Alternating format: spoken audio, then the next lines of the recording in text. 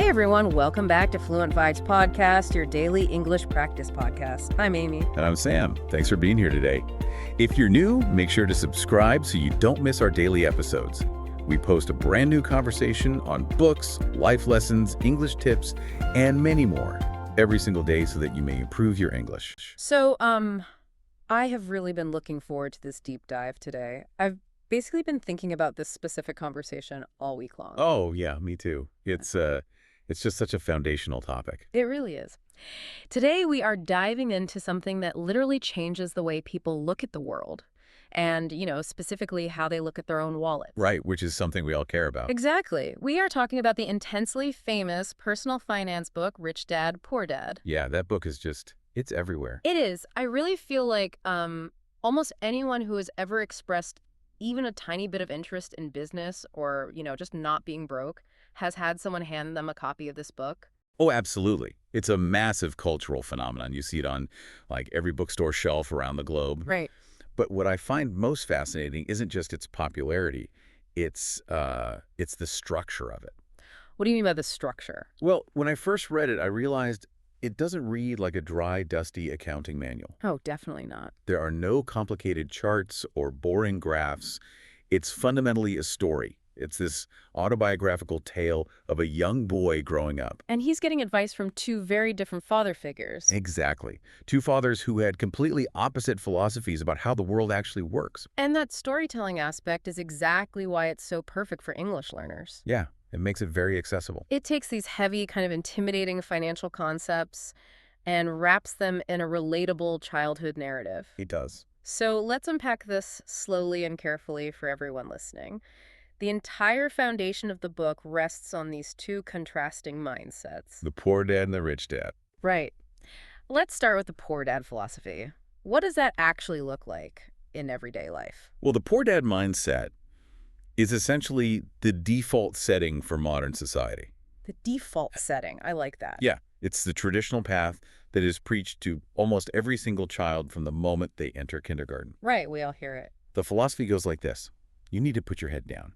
Study as hard as you possibly can, get the highest grades in your class, and go to a prestigious university. And then once you have that degree, Then you use those credentials to find a safe, secure, stable job. preferably with excellent benefits at a large corporation. Right. Or maybe working for the government. Precisely. That is the traditional path. And the ultimate goal of that path is the predictable salary. You show up for 40 hours a week, and in exchange, you get a paycheck every second Friday. That's it. The core belief of the poor dad is that you must work for money. You trade your physical time. Right. You trade your physical time and your mental energy for a guaranteed, predictable amount of cash.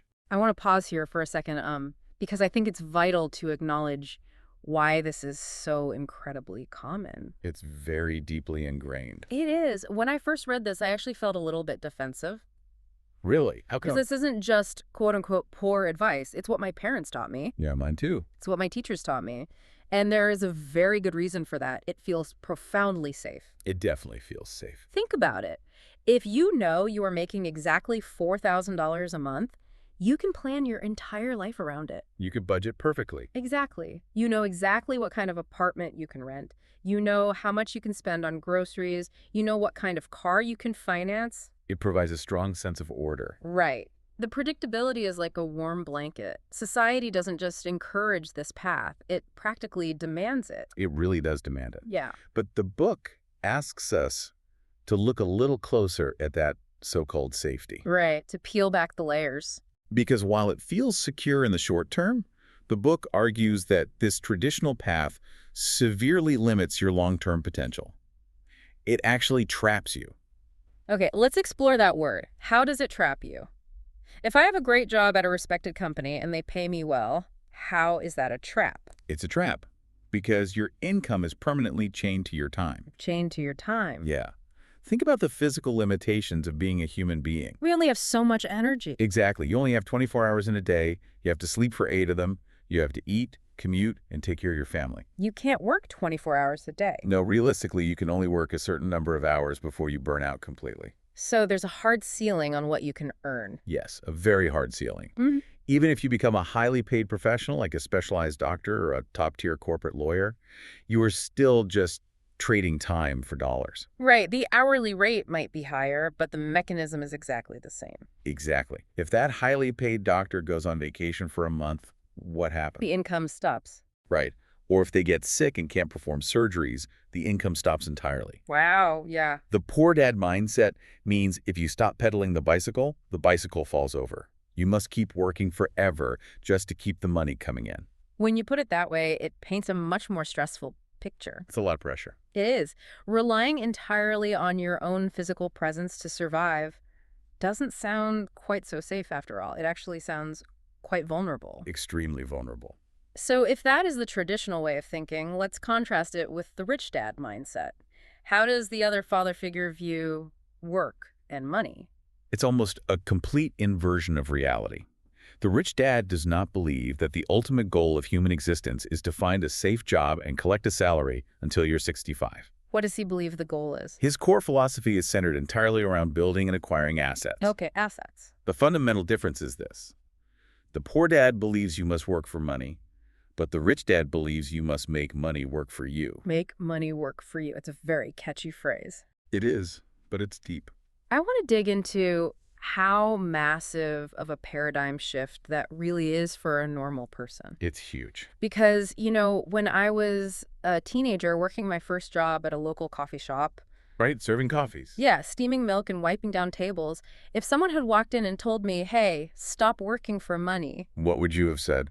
I would have thought they were completely crazy. I would have said, I am wiping these tables specifically because I want the paycheck so I can buy a new phone. Of course. That's how we're wired. Exactly. We are fundamentally wired to see work and money as a direct exchange. I give you my time, you give me $20. Yes. So the idea that money itself can somehow go out and get a job working for me, it sounds like something out of a science fiction novel. It really is a shocking concept the first time you encounter it. It's hard to wrap your head around. Because we are so conditioned to see ourselves as the engine of our own financial life. Right. The rich dad mindset asks you to step outside of the engine room entirely. Instead of being the person shoveling coal into the fire to keep the train moving. You need to become the person who owns the train. That's a perfect analogy. You own the train. But to own the train, you have to understand the basic mechanics of how wealth actually functions. You do. And that brings us to what I consider the absolute most important part of our entire deep dive today. Yes, the core rule. If you are listening to us right now and you take absolutely nothing else away from this conversation, please pay close attention to this next concept. It changes everything. It is the absolute foundation of the book. You are talking about the definitions of assets and liabilities. Yes. The book completely redefines these two words. And I say redefines because if you go to a university and study accounting, or if you sit down with a bank manager... Oh, they will give you a very complicated technical definition. Right, with all these terms and spreadsheets. But the book throws all of that complex jargon out the window. Completely out the window. Can you give us the painfully simple, incredibly direct definition that the rich dad uses? Gladly. The rule is brilliantly simple, and it all comes down to the direction of cash flow. The direction of the cash flow. Yes, here it is. An asset is something that puts money into your pocket. Okay. A liability is something that takes money out of your pocket, period. That is the entire definition. Let me just repeat that slowly so it really anchors itself in our minds. Go for it. An asset puts money into your pocket. A liability takes money out of your pocket. Exactly. It sounds almost too basic, doesn't it? Like something you would teach a 5-year-old in kindergarten. It does sound basic, but you would be absolutely amazed at how many adults completely fail to grasp this concept in their daily lives. Even smart adults. Even highly educated, high-earning adults. People get themselves into terrible financial trouble because they confuse the two. How do they confuse them? They buy things they deeply believe are assets, but based on that simple rule, they are actually buying massive liabilities. Let's explore a really concrete example of this confusion, because the book highlights a major one, and I like to call it the great car misconception. Ah, the car example. It's a classic. Let's imagine a guy named Mark. Okay, Mark. Mark gets a big promotion at work. He's feeling great about himself, and he decides he deserves a reward for all his hard work. Naturally. So he goes to a luxury car dealership, and he buys a beautiful, brand new $40,000 sports car. Very nice. If you ask Mark, he will proudly tell you, I just acquired a $40,000 asset. Right. He feels wealthy. Exactly. So why is Mark completely wrong? Mark is wrong because he's looking at the car's price tag, not its cash flow. Okay, let's apply our golden rule to Mark's car. Let's do it. Does that shiny new sports car put money into Mark's pocket every month, or does it take money out? Let's walk through the reality of owning that car. Let's look at his monthly budget after he drives it off the lot. Well, first of all, the second Mark drives that car off the dealership lot, it loses thousands of dollars in value. That's depreciation. Right, it's immediately worth less. But let's just stick to the cash actually leaving his pocket. Yeah. Unless he bought it with cash, he has a monthly loan payment to the bank. Which is probably pretty high for a sports car. Oh yeah, that could be $500 or $600 right there. Money out of his pocket. And he can't just leave it sitting in the driveway. He bought it to drive it. Exactly. So he drives to work, he drives to see friends, he goes to the gas station twice a week. That is easily another $200 a month. Money out of his pocket. Yes. Then the government legally requires him to have insurance. And because it's a luxury sports car, the insurance premium is incredibly high. Probably another $150 a month right there. Money out of his pocket. And cars are machines. Machines eventually break. Yes, they do. Yeah. He needs oil changes. He needs new tires. He needs new brake pads. And if the transmission starts making a funny noise, He has to take it to a specialized mechanic who charges an absolute fortune just to look at it. right, and he has to pay for annual registration fees with the city. And if he commutes to work in the city, he might have to pay $20 a day just to park the car in a garage. Wow. When you stack all of those expenses up, it is actually quite frightening. It adds up fast. That car isn't an asset at all. It's like a financial vampire. Every single day, it is actively reaching into Mark's bank account and draining his money. It perfectly fits the definition of a liability. It absolutely does. And the real tragedy is that the poor and middle class spend their entire lives doing exactly what Mark did. What do you mean? They use their hard-earned salary to buy cars, massive televisions, expensive designer clothes, and boats. They just collect all this stuff. Yes, they surround themselves with all these expensive items, and they look very wealthy to their neighbors. They look successful. But behind closed doors, they are drowning in stress.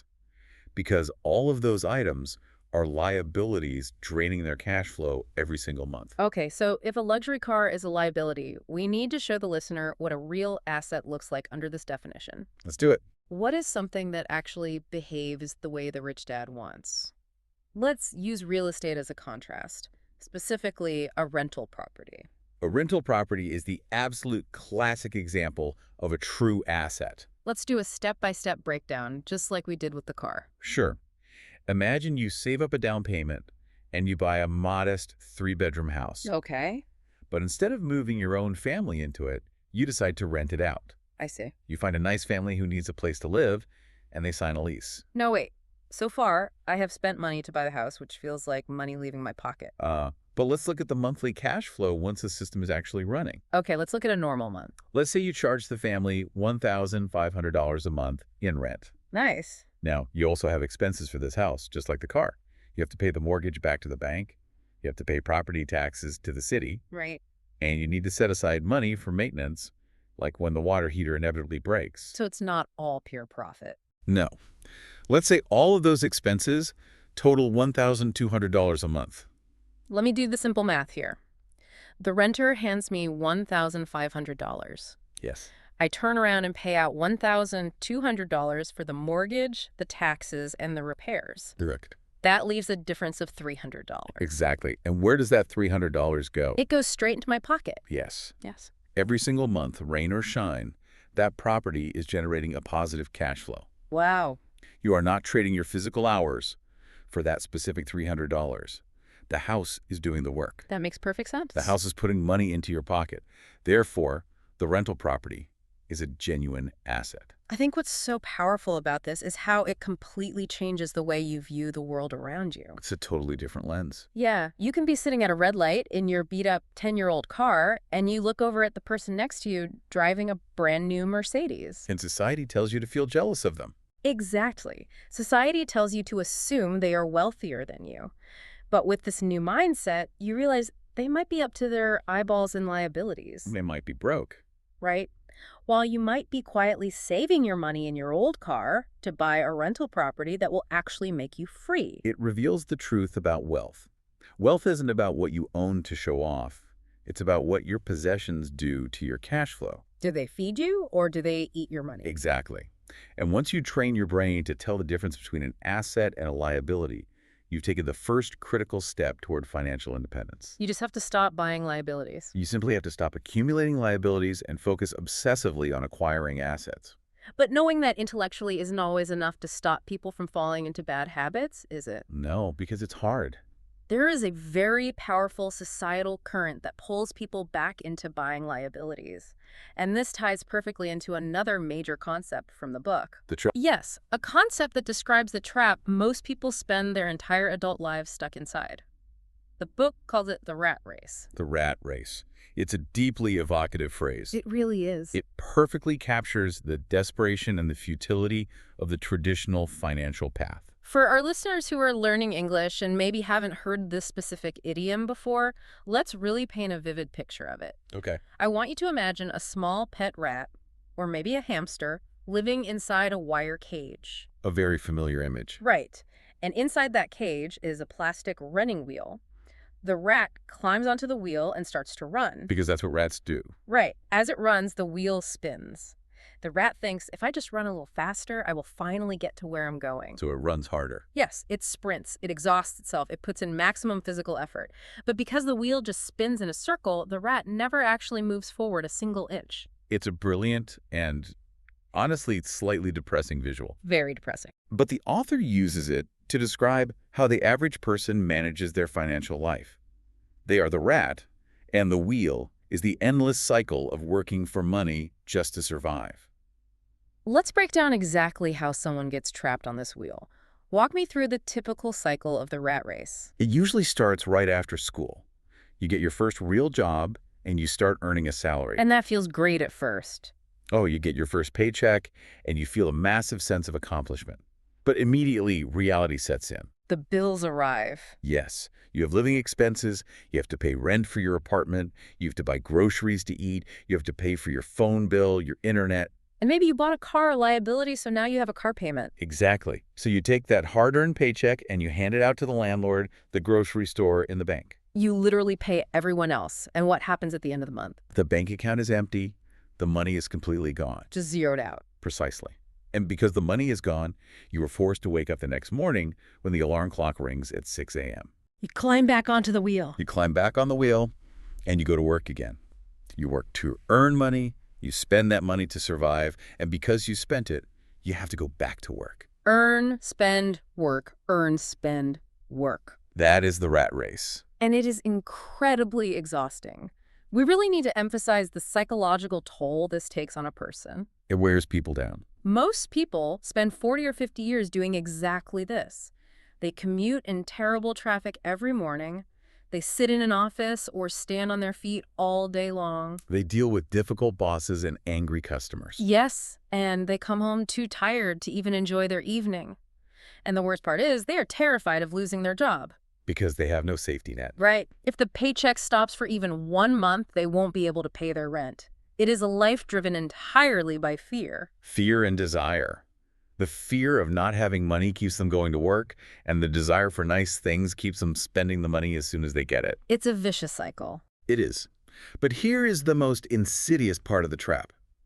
Most people think the way to escape the rat race is simply to earn more money. They think a bigger paycheck is the answer. Yes. They think, if I just get a promotion, I'll be free. I want to challenge that, actually, because on the surface, that makes perfect logical sense to me. Sure, mathematically. If I am struggling to pay my bills on $4,000 a month and my boss suddenly gives me a massive raise to $6,000 a month, shouldn't I be able to save that extra $2,000 and step off the wheel? You should be able to. In a perfectly rational world, yes, that is exactly what would happen. But human psychology rarely works that way. The book points out a phenomenon that almost always happens when people get a raise. It's called lifestyle creep.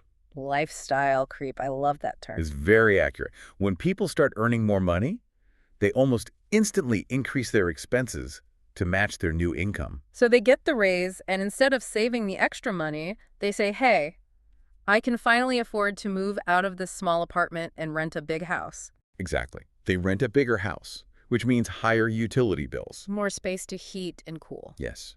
And they decide their old car isn't good enough for their new fancy job title, so they buy a more expensive luxury car. Another liability. They start taking extravagant vacations instead of just camping locally. They start eating at expensive restaurants. So their income went up. But their liabilities and expenses went up just as fast, or sometimes even faster. So they are making more money, but they are still living paycheck to paycheck. Exactly. The wheel is just a slightly fancier, maybe gold-plated wheel, but they're still a rat running in a circle. They are still completely dependent on the next paycheck to survive. Yes, and often their stress is even higher than before. Why higher? Because now they have to maintain this very expensive lifestyle. They have a massive mortgage hanging over their head. Oh, that makes sense. The pressure is bigger. This is why working harder is not the solution to escaping the rat race. The Rich Dad philosophy says that the alternative isn't working harder, it's working smarter. Let's define what working smarter actually means in this context, because it can sound like a cliche business buzzword. It does sound like a buzzword. But in the context of this book, it has a very specific, practical meaning. Working smarter means completely shifting your focus. The rat on the wheel is focused entirely on the daily grind of their job. They are focused on the immediate task. Right. They are focused on pleasing the boss just to get a 3% raise next year. Okay. Working smarter means zooming out and realizing that the job itself is not the path to freedom. So what is the path? The wealthy focus their time, their energy, and their surplus money on creating systems, building businesses, or buying investments that generate income independently of their physical labor. Independently of their labor. So instead of going to work to earn a dollar, they spend their time building a machine that continually prints dollars for them. Yes. Not literally printing money, of course, that would be illegal. Right, but building a system that creates continuous cash flow. Exactly. They spend their time building or acquiring assets. And the beauty of an asset is that once it is set up, it keeps working for you 24 hours a day, 7 days a week, 365 days a year. It never stops. A rental property doesn't take weekends off. Right. A stock portfolio doesn't ask for sick leave. A piece of software you wrote and sell online doesn't need to sleep at night. The asset just tirelessly works. Constantly dropping money into your pocket. And that transition from the rat race to having assets working for you brings us to the ultimate goal, the holy grail of personal finance. Yes, the big one. We are talking about the concept of passive income. This is the key that unlocks the cage door so you can finally step off the wheel entirely. Passive income is the absolute core of financial freedom. If you don't understand passive income, you will be working until the day you die. That is a very strong statement. It's the truth of the book. Let's make absolutely sure our listeners fully grasp this. How exactly does passive income differ from the regular income most people are used to? It's the difference between active and passive. Active income is what you earn from a traditional job. The time for money trade. Right. You trade your time and effort for a specific amount of money. If you are a consultant and you charge $50 an hour, you have to actively sit in a meeting for an hour to get that $50. And if you don't go to the meeting... If you don't go to the meeting, you earn zero. Got it. Passive income is income that flows to you without requiring your constant active involvement. So it's not effortless at first? No. You might have to work very hard initially to create or buy the asset. Aha. But once it's producing, it requires very little daily effort to maintain. Earning money without actively working, it sounds like an absolute dream. Let's give some really clear, varied examples so listeners can picture what this looks like in reality. Okay. We've talked extensively about rental properties. You do the hard active work of finding the house, getting the loan from the bank, and finding a good tenant. That takes a lot of effort up front. But once the tenant moves in, that monthly rent check is largely passive. What are some other common forms of passive income? Another fantastic and very common example is dividends from investing in the stock market. Dividends, how do those work? A dividend is essentially a share of a company's profits that they pay out to their owners. So let's say you buy shares in a massive, highly successful beverage company. Okay, I buy the stock. Because you own a tiny fraction of that company, you are legally entitled to a tiny fraction of their profits. Every 3 months, the company calculates its profit and deposits a dividend payment directly into your brokerage account. And I didn't have to put on a uniform and load boxes onto a delivery truck for them. Not at all. I didn't have to manage their advertising campaign. I just bought the asset, the stock, and now they pay me for simply owning it. Exactly. That is passive income. You could also write a book. Oh, Like a royalty. Yes, you spend 6 months writing the manuscript. Yeah. That is heavy, intense, active work. But once the book is published, people might buy it for the next 20 years. Every time someone buys a copy at a bookstore. You get a royalty payment. That is passive. Or perhaps you film an educational video course and put it online. People can purchase and watch that course while you are sleeping, and the money drops into your account. Let's really dwell on that feeling for a moment. Making money while you sleep. It's the best feeling in the world. Imagine going to bed at 10 p.m. While you are sleeping, someone halfway across the world in a completely different time zone buys your online course. Yep. Or the beverage company you invested in sells 1,000 products in Asia overnight. It happens every day. While you are deep in dreamland, your assets are awake. They are working tirelessly on your behalf. You wake up in the morning, pour yourself a cup of coffee, check your phone, and see that you made $50 while you were unconscious. That is the ultimate definition of freedom. You are unlinking your income from your time. It breaks the chain. And when you do that, your life completely changes. You can go on a 3-week vacation with your family, and your income doesn't drop. You can spend an afternoon reading a book in the park, and you are still getting paid by your assets. Exactly. So how do you know when you've officially won the game? How do you know when you've successfully escaped the rat race for good? The book provides a very clear mathematical definition for financial freedom. You have escaped the rat race the exact moment that your monthly passive income exceeds your monthly living expenses. Okay, let's use some clear numbers for that. Let's do it. If my rent, food, and bills cost me exactly $3,000 every month, Yes. and my rental properties and stock dividends generate $3,001 a month, Then you are completely free. You never have to work a traditional job again for the rest of your life unless you simply want to. Your assets completely cover your survival. that is such a powerful and attainable goal when you break it down simply like that. It gives you a clear target to aim for. But realizing how important this is, how life-changing passive income and asset building can be, it always leads me to a feeling of deep frustration. Frustration. I look back at my childhood and my education, and I have to ask, why on earth is none of this taught in schools? Ah, yes. The great gap in our education. It feels like a massive societal failure that something so critical to human survival is just ignored. It is a massive failure, and it's actually one of the author's primary criticisms of modern society. Yeah. The educational system has a gaping hole where financial literacy should be. It's true. Think about a typical high school curriculum for a teenager. Let's think about it. We spend countless hours, weeks, and years learning incredibly complex, abstract subjects. We learn calculus and trigonometry. We memorize the exact dates of ancient battles. We dissect frogs to learn the anatomy of amphibians. We learn the complex structure of a plant cell. All of which is interesting, sure. And I'm not saying those things aren't valuable for general knowledge, but realistically, how often does the average adult need to calculate the area of an isosceles triangle to survive their week? Unless you are an architect or a mathematician, probably never. Right. Yet every single human being on the planet interacts with money on a daily basis. We all do. We have to negotiate salaries. We have to pay taxes.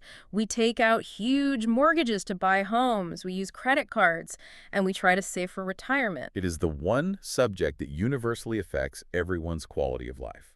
Yet schools offer almost zero practical instruction on it. Why do you think that is? Is it a conspiracy to keep people poor?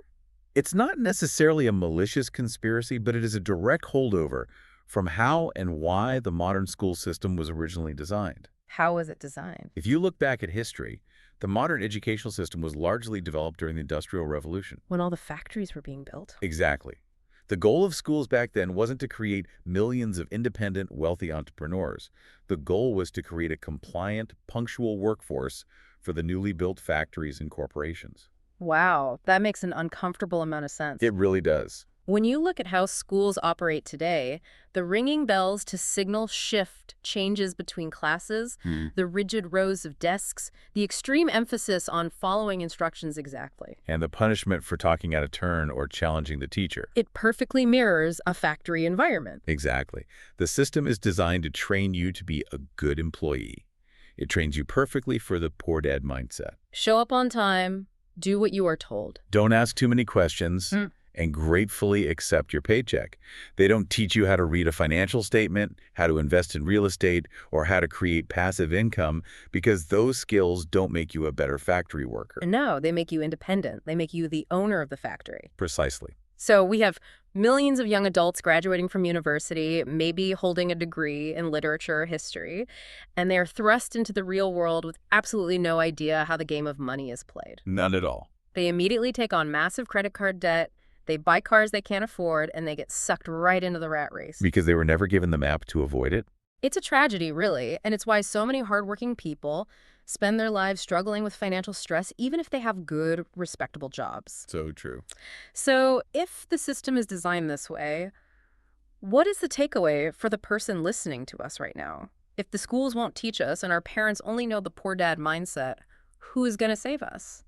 The harsh but ultimately empowering truth is that no one is going to save you. No one is coming. Right.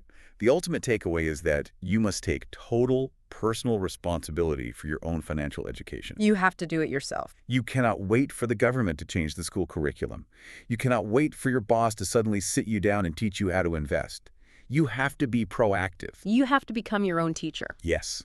You have to actively seek out this knowledge. You need to read books on finance. You need to listen to deep dives and conversations like this one. You need to study how markets work. Building assets is your responsibility alone. Exactly. I find that incredibly motivating, actually. It puts the control back into my own hands. It gives you the power. But I also know that when people try to take control and they actually start learning to invest, they run into a massive psychological barrier. Oh, with fear. Yes, the emotional wall of fear. The book spends a lot of time talking about the psychology of wealth building, doesn't it? A huge portion of the book is just about mindset. Because practical wealth building involves taking risks, and human beings are generally terrified of losing their money. Absolutely. The fear of losing money is one of the strongest emotions we have. It completely paralyzes people. It stops them from doing anything. The poor dad mindset is driven by this fear. The fear of not having a paycheck makes people cling to jobs they hate. Right. But the rich dad teaches that to build true wealth, you must overcome this fear and learn to take smart risks. You cannot just hide your money under a mattress and expect it to grow. But I want to play devil's advocate here for a moment. Please do. If someone has spent the last 5 years carefully, painfully saving $10,000 from their salary. That's a lot of hard work. It is. The idea of taking that money and putting it into the stock market or buying a piece of property feels incredibly dangerous to them. What if the market crashes? What if the house burns down? How do we get over the fear of making a massive mistake? The book addresses this by looking at how we view mistakes in general. And again, we have to look back at the school system. How does school handle mistakes? In school, mistakes are punished. If you take a math test and get the answers wrong, you get a failing grade with a big red pen. You are made to feel stupid. Exactly. The system teaches us that making mistakes is bad, should be avoided at all costs. Perfection is the goal. Right. But the real world, and specifically the financial world, operates completely differently. In the real world, mistakes are the primary mechanism for learning. We learn by failing. Think about how a baby learns to walk. They stand up, they take a wobbly step, and they fall down. That is a mistake. But the baby doesn't sit on the floor, cry, and decide, well, I guess walking is too risky. I'm just going to crawl for the rest of my life. No. They use the physical feedback from falling to adjust their balance, and they try again. They learn through trial and error. And the author believes we must treat our financial education the exact same way. Yes. You will make mistakes. Yep. You might buy a stock that goes down in value. You might underestimate the repair costs on your first rental property. But if you analyze why you failed, you gain experience. And that experience makes you a smarter, sharper investor the next time around. It makes a lot of sense, but I feel like we really need to clarify the difference between taking reckless risks and taking what the book calls smart or educated risks. That is a very important distinction to make. Because I don't want someone listening to this deep dive to think we are telling them to take their life savings, go to Las Vegas, and bet it all on red at the roulette table. No, please do not do that. That is not what the book is saying. The book strongly condemns reckless risk. What does a reckless risk look like in the financial world? A reckless risk is essentially just gambling. It's driven by emotion and a desire to get rich quick without doing any of the actual work. For example? For example, taking your $10,000 in savings and putting it into a brand new, highly volatile cryptocurrency just because your friend at a party told you it was going to double in value next week. You haven't researched the technology. You don't understand the market at all. You're just throwing money blindly and hoping to get lucky. That is foolish, and it usually ends in financial disaster. So how does an educated risk differ from that? An educated risk is entirely based on study and preparation. It involves doing your homework before you spend a single dollar. Let's go back to our rental property example to illustrate this. Okay, an educated risk in real estate means you don't just buy the first house you see on the internet. Instead, you spend 6 months studying the real estate market in your specific city. What kind of things are you studying during those 6 months? You learn about historical property values in different neighborhoods. You study which neighborhoods have the best public schools, because that attracts good, stable tenants. You learn how to properly inspect a foundation and a roof, so you don't accidentally buy a house that is falling apart. You learn how to run the math on a spreadsheet to ensure the rent will comfortably cover the mortgage and all expenses. You might even find an experienced real estate investor and ask them to mentor you. Exactly. You build a massive foundation of knowledge. Then, and only then, after doing all of that rigorous homework, do you use your money to buy a property. Now, is there still risk involved? Yes, a pipe could burst, or the local economy can take a dip, but you have drastically minimized that risk through education. The Rich Dad teaches that risk is directly correlated to a lack of knowledge. That's the golden rule of risk. The more you know, the less risky an investment becomes. Risk is just a lack of knowledge. I love that perspective so much. It transforms fear from a paralyzing emotion into a motivating one. How so? Well, if you are afraid of an investment, it just means you need to go read another book or analyze more data until you understand it better. It makes the process of building wealth feel much more systematic and less like we're rolling the dice in a casino. It gives you complete agency over your financial destiny. Now, speaking of agency and practical steps, I want to pivot to one of my absolute favorite behavioral lessons from the entire book. Which one is that? It's a simple rule, but it is incredibly powerful if you actually apply it to your life. It's the principle of paying yourself first. Ah, yes. Pay yourself first. This is a foundational habit of wealth building.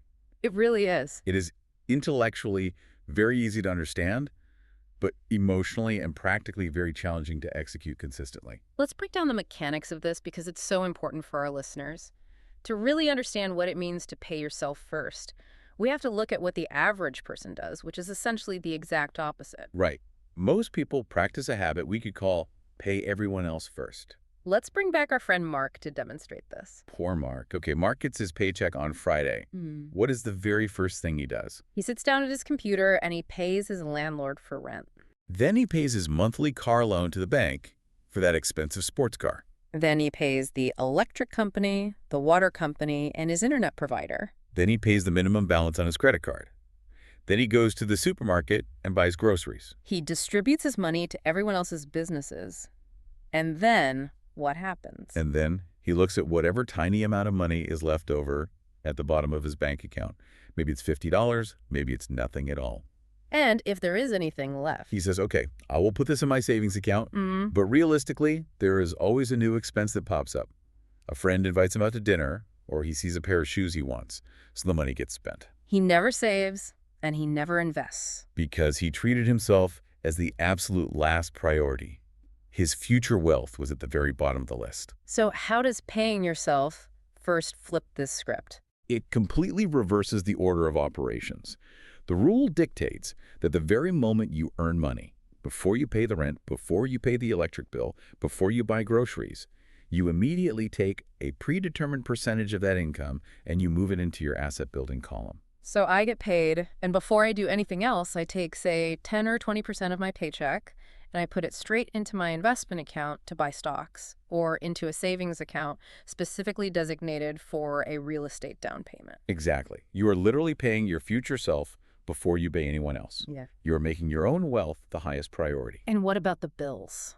Only after you have paid yourself do you use the remaining money to pay your bills and living expenses. Now, I can immediately hear the panic from someone listening to this. I can hear them saying, wait a minute, that sounds incredibly irresponsible. It sounds scary, yes. If I take 20% of my paycheck and invest it first, I might not have enough money left over in my checking account to pay my rent or my electric bill. I could get evicted. How does the book address that very real fear? Well, it's a valid fear, and it's why this habit requires intense discipline. But the author argues that creating this exact scenario is the hidden genius of the system. How is a genius to not have rent money? If you pay everyone else first, there is no pressure on you. Yeah. You just stay comfortable, you survive, but you remain broke forever. If you pay yourself first, and then you realize you are short $200 for your rent, it creates a massive, immediate sense of pressure. A healthy kind of pressure. Yes, financial pressure. Your brain realizes, I have to pay rent in 5 days and I don't have the money. This pressure forces you to get creative. It forces you to wake up. You can't just sit on the couch and watch television. No, you have to figure out a way to generate extra income. Maybe you start a small side hustle on the weekend. Maybe you sell some old clothes online. Maybe you negotiate a better rate for your internet service to cut expenses. It forces you to exercise your financial muscles. Precisely. It forces you to innovate. Over time, that pressure makes you financially stronger, smarter, and more resilient. Whereas paying everyone else first just makes you financially weak and passive. Exactly. By paying yourself first, you absolutely guarantee that your wealth is growing every single month, regardless of what else happens. That makes a lot of sense. You are forcing the growth to happen. Let's talk about the long-term reality of this habit. Because someone might say, well, I don't make very much money at my job. If I pay myself first, I can only afford to save $50 a week. That's not going to make me rich. Why bother? Does paying yourself first still work if the amounts are very small? It works incredibly well, and the reason it works is because of the mathematical magic of time and compounding interest. Compounding interest is powerful. You absolutely do not need to be earning a high salary to start building wealth. What you need is consistency over a long period. Let's run a hypothetical scenario to make this concrete for the listeners. Let's take that $50 a week. That's roughly the cost of buying a coffee every morning and maybe getting takeout for lunch once a week. It's a very small amount of money that most people easily waste on trivial liabilities. Easily. Let's say a 25-year-old decides to cut those small expenses, pay themselves first, and invest that $50 a week into a steady, broad stock market index fund. Okay, $50 a week is roughly $200 a month. If you put that into a shoebox under your bed, after a year, you would have $2,400. Not bad, but not life-changing. But they aren't putting it in a shoebox. They are buying an asset. Right. They are investing it in the market, which historically grows over the long term. Let's say it grows at an average rate of 7 or 8% a year. In the first few years, the growth seems small. But this is where compounding happens. Your initial investment earns a little bit of money. Then, the next year, both your original money and the new earnings start earning even more money. The pile of money begins to snowball. So what does that look like after decades of consistency? If that 25-year-old never increases the amount, if they just stick to that simple $50 a week every single week, without fail, by the time they reach retirement age, say 65, that small weekly contribution will have grown massively. Into how much? It will have grown into hundreds of thousands of dollars. Depending on market performance, it could easily be over $500,000. $500,000 just from skipping a daily coffee and prioritizing their future self. That is astounding. The power of consistency and time. Paying yourself first ensures that you never miss a week. It ensures that you are steadily building your mountain of assets brick by brick, year after year. It's not a get-rich-quick scheme. No, it is a slow, methodical, and highly effective path to leaving the rat race behind forever. It's the perfect practical application of everything the rich dad teaches.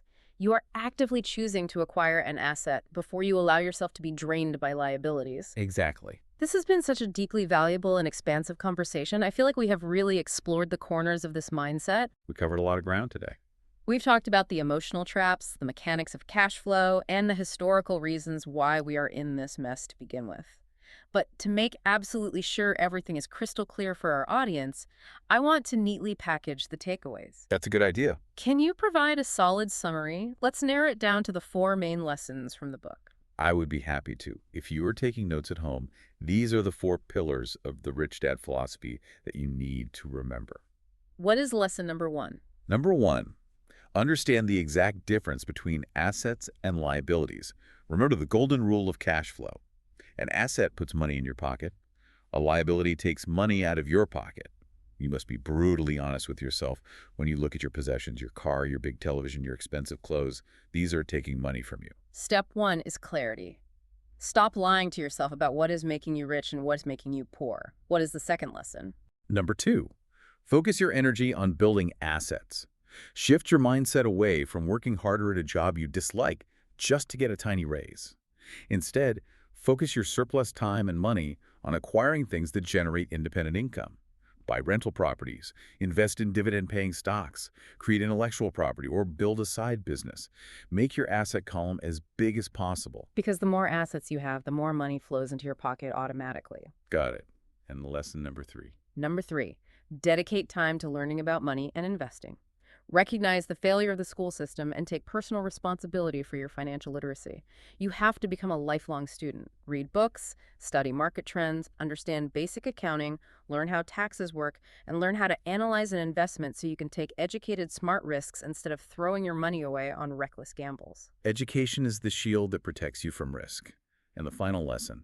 Number 4, make money work for you instead of only working for money. This is the ultimate destination. The goal is to step completely off the hamster wheel of the rat race. You want to build enough passive income from your assets so that your money is out there working hard 24 hours a day, giving you the ultimate freedom to live your life on your own terms without fear. Those 4 lessons are incredibly powerful, and they map out a completely different way to live. But I also know human nature. Sometimes hearing all these big life-changing concepts can feel overwhelming. It can be a lot to process all at once. A listener might be sitting there thinking, this all sounds amazing, but I don't have enough money to buy real estate right now, and I don't know anything about the stock market. That's very common. If someone is listening right now and they are fired up and want to start improving their financial life today, what is the very first practical, immediate step they should take? The best possible first step has nothing to do with buying stocks or real estate. It's much simpler. The first step you must take today is to start tracking exactly where your money currently goes. Tracking your money. How do you suggest someone actually do that in their daily life? It doesn't need to be complicated. You don't need fancy accounting software. Get a small physical notebook or just open a simple note-taking app on your phone. Commit to doing this for the next 30 days. Just 1 month? Yes. Every single time you spend money, write it down. Write down the big things like your rent and your car payment. But more importantly, write down the tiny things. Write down the $3 you spent on a vending machine snack. Write down the coffee you bought on the way to work. Write down the money you spent on that streaming service you haven't watched in 3 weeks. I have actually done this exercise before, and it is a deeply humbling experience. Humbling is a good word for it. When you just tap your credit card all day, it feels like nothing. But when you are forced to write the numbers down on paper and add them up at the end of the month, it is shocking. You realize how much wealth is quietly leaking out of your pocket on small, meaningless liabilities. It's a massive eye-opener for most people.